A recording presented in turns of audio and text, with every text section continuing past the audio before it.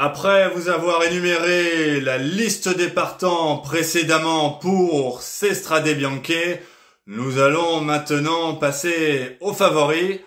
Le favori du jour sera Tadej Pogačar, le Slovène, qui effectuera sa rentrée sur la course. Il n'a pas couru depuis octobre dernier et le voici prêt à en découdre. Tom Pidcock sera peut-être son principal adversaire. Lui qui l'avait emporté sur cette même épreuve l'an passé. Il y a là de belles formations, notamment l'UAE Team, celle de Tadej Pogačar, puisqu'il sera accompagné de Tim Wellens, de Marc Hirschi, d'Isaac Del Toro. Et l'équipe Ineos Grenadier pourrait être la principale favorite également, afin de contrer les plans de cette équipe UAE. Puisque, bon, il n'y aura pas que Tom Pidcock dans cette formation. Il y a l'ancien vainqueur du Tour de France, Geraint Thomas, Michał Kwiatkowski, Thymen Arensman, Magnus Sheffield, donc des coureurs, pour la plupart, plutôt polyvalents, qui roulent, qui grimpent. Donc, voilà. Et après, l'équipe Visma, anciennement Jumbo, n'emmène pas forcément ses meilleurs coureurs. Wout van Aert ne sera pas là. Et ils pourront compter sur Christophe Laporte qui quand même fait figure d'outsider et qui nous a montré ces dernières semaines sur, encore samedi dernier, sur le Het Volk, le Het Nieuwsblad, qu'il était en forme.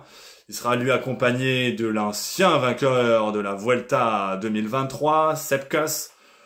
Donc voilà, une belle formation aussi de la Jumbo, de la Visma, même si il n'y aura pas ses leaders à part Christophe Laporte, entre guillemets.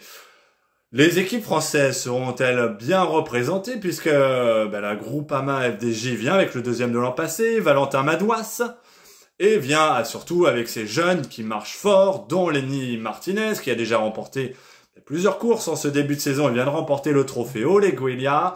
Il a remporté la Classique VAR en haut du Faron. Il y a Romain Grégoire qui a fait deuxième l'autre jour sur la Faune Drôme Classique ou la Faune Ardèche Classique. En tout cas, voilà, une belle formation de la française des Jeux, les Groupama. L'équipe Arkea, elle, viendra avec son sprinter Vincenzo Albanese, mais qui passe bien les bosses. Attention à lui, même là, sur une telle distance, ce n'est pas sûr qu'il tienne la marée. Il y aura également Kevin Vauquelin qui adore les parcours accidentés. Le coureur qui est domicilié à la Gaude dans les Alpes-Maritimes effectuera le déplacement plutôt que d'aller sur Paris-Nice. Donc il ira à Tirreno et Adriatico ensuite. Il y a les Français de l'équipe DSM également, Warren Barguil et Romain Bardet, lui qui aime les parcours usants, longs. Il aime bien les courses de plus de 220-250 km. Donc pour être à l'aise sur ce type de terrain, d'autant qu'il a montré lui aussi lors des dernières sorties qu'il était en forme.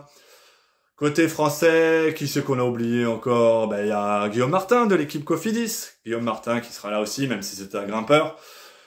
Parmi les autres protagonistes que j'ai cités sur la liste des partants, le Slovène Matej Moric qui sait pas un petit peu tout faire, mais il sait descendre, il sait rouler, il sait se débrouiller sur des parcours escarpés.